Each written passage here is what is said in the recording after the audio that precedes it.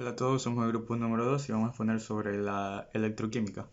Este grupo está integrado por Wendy Yamilet García Zambrano, Joxan Alberto Almeida Men, Michelle Valentina Muñoz Vera, Gemma Belén Velázquez Rodríguez, Daniel Jafek Valdivieso Chun y Eduardo Jeremías Lor Salas.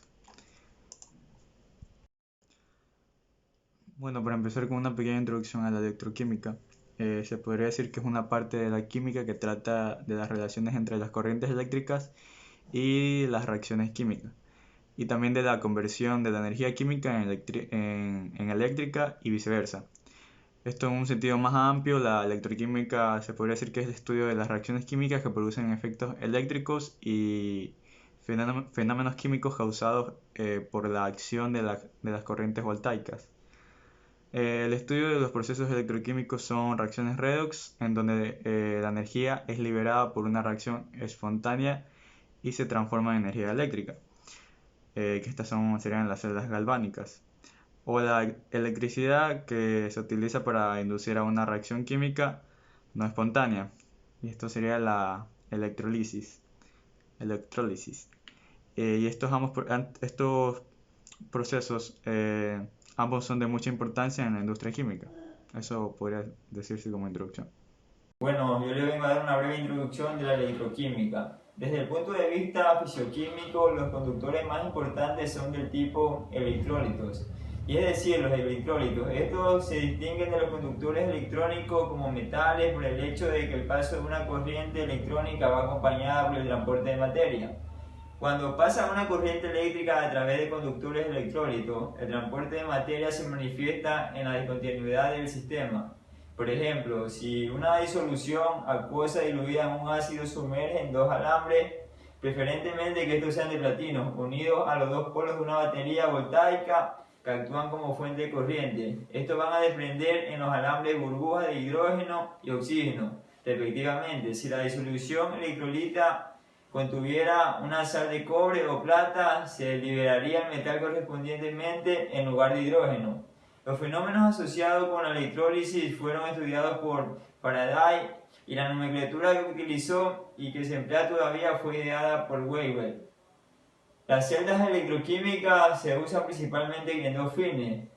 El primer fin sería en convertir energía química en eléctrica, y otro fin que tiene es convertir la energía eléctrica en química.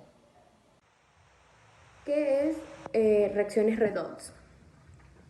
En química conocemos como reacción redox a óxido-resolución o reducción-oxidación. ¿Qué ocurre en estas? En estas ocurre un intercambio de electrones entre los átomos o moléculas involucrados. Este intercambio se refleja en el cambio de estado de oxidación de los reactivos. El reactivo que cede electrones experimenta oxidación y el que los recibe reducción. El estado de oxidación indica la cantidad de electrones que un átomo de un elemento químico cede o acepta cuando forma parte de una reacción química. Se puede decir también como la supuesta carga eléctrica que tendría determinado átomo si todos sus enlaces con otros átomos estos fuesen completamente iónicos. También se denomina número de oxidación o valencia. El estado de oxidación se expresa en números enteros, siendo este el cero el número neutro, perdón. El número neutro, así que si queremos representar los elementos neutros, los representaremos con el número cero. Estos pueden ser positivos o negativos dependiendo del tipo de átomos, de la reacción donde se participe. Por otra parte, algunos átomos tienen estados de oxidación variables según la reacción en que estén involucrados. Saber determinar correctamente el estado o número de oxidación de cada átomo es un compuesto químico. Es indispensable para poder entender y analizar las reacciones redox. Para esto existen determinadas reglas como saber lo que es el número de oxidación, los iones, el flúor, el hidrógeno, entre otros. Se cumple este sinnúmero de reglas. De esta manera, en todas reacciones redox también hay dos tipos de reactivos, como ya lo habíamos dicho antes, el que cede electrones y el que acepta. Un agente oxidante es el átomo que capta los electrones. En este sentido, disminuye su estado de oxidación inicial y se experimenta una reducción. De esta forma, aumenta su carga eléctrica negativa al ganar electrones.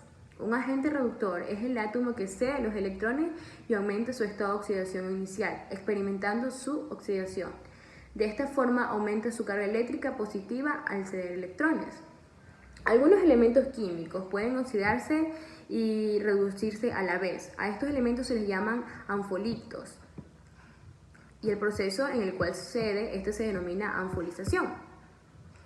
Es decir, que sí hay casos que hay elementos químicos que pueden oxidarse y reducirse a la vez. Las reacciones redox son una de las reacciones químicas más comunes del universo, pues forman parte de los procesos fotosíntesis en las plantas y en la respiración de los animales, que permiten la continuidad de la vida. Tipos de reacción redox. Existen distintos tipos de reacciones redox, dotando las características distintas. Los tipos más comunes, es decir, los más comunes de estos son la combustión, oxidación de metales, de proporción, desplazamiento simple. Existen otros, pero estos son los más comunes. Ejemplos de reacciones redox. Podemos nombrar la combustión del octano, la descomposición del peróxido de hidrógeno, desplazamiento de la plata por cobre, oxidación del hierro, reacción de zinc con ácido clorhídrico diluido. Estos son uno de los ejemplos que podemos dar de reacciones redox. Gracias. Celdas galvánicas o celdas voltánicas. Cuando una reacción redox son espontáneas, liberan energía que se puede emplear para realizar un trabajo eléctrico, o esta tarea también se puede realizar a través de una celda voltánica o galvánica. Las celdas galvánicas son un dispositivo en el que la transferencia o transparencia de electrones de la semirreacción de oxidación de semirreacción de reducción se produce a través de un círculo extremo en vez de ocurrir directamente entre los reactivos. De esta manera el flujo de reacciones, corriente eléctrica, puede ser utilizado. ¿Cómo funciona en sí una celda galvánica? En la semicelda anódica ocurre la oxidación, mientras que en una semicelda catódica ocurren las reducciones de electrones anódicos. Conducen a los electrones que son liberados en la reacción de oxidación hacia los conductores metálicos.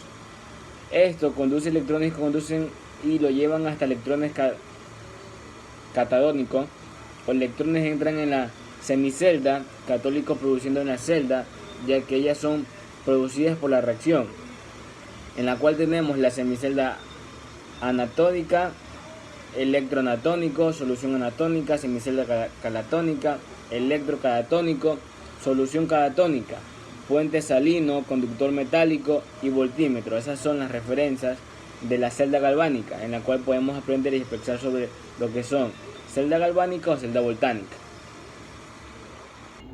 Potenciales estándar de reducción.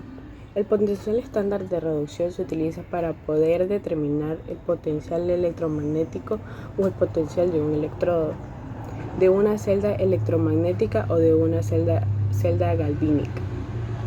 Los valores de los potenciales estándares de reducción que se presentan en la tabla son en condiciones normales 0 estándar, es decir, a una temperatura de 25 grados Celsius. Ecuación de Nernst. La ecuación de Nernst es útil para hallar el potencial de reducción en los electrodos en condiciones diferentes a los estándares. La ecuación lleva el nombre en honor a quien la formuló, el cual fue el físico-químico alemán Walter Hermann Nernst. La ecuación tiene la siguiente fórmula, que sería E, que hace referencia al potencial del electrodo, es igual a E a grados, que sería potencial en condiciones estándar, menos R, constante de gases, T, temperatura absoluta en grados Kelvin, dividido en fracciones sobre N, que sería el número de moles que tienen participación en la reacción, F, que sería la constante de Faraday con el valor de 96.500 ese mol aproximado, y Q, que sería el cociente de reacción. Electrólisis. Esta fue descubierta accidentalmente en 1800 por William Nicholson mientras estudiaba el funcionamiento de las bacterias. La electrólisis se define como el proceso en el que el paso de la corriente eléctrica a través de una disolución o a través de un electrolito fundido dará como resultado una reacción de oxidación. Michael Faraday postuló la posibilidad de transformar energía eléctrica en otras formas de energía, tales como el magnetismo, luz o calor. En 1833 postuló las leyes de electrólisis, conocidas actualmente como leyes de Faraday. Las leyes que Faraday postuló fueron las siguientes. 1. El peso de una sustancia depositada es proporcional a la corriente y al tiempo en que ésta circula. 2. El peso de una sustancia depositada durante la electrólisis es proporcional al peso equivalente a la sustancia, cuando por el sistema pasa un Faraday. Estas leyes se emplean actualmente en varios procesos electrólicos, como la refinación y extracción de numerosos metales activos, también en el electrosíntesis orgánica y entre otros.